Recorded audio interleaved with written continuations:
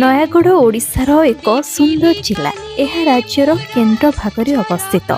ପାହାଡ଼, ଜଙ୍ଗଲ ଓ ନଦୀ ଦ୍ୱାରା ଘେରା ଏହି ଜିଲ୍ଲା ପ୍ରକୃତିରେ ଧନୀ। ଏଠାର ପରିବେଶ ରହିଛି ଶାନ୍ତ ଓ ସୁସ୍ଥ।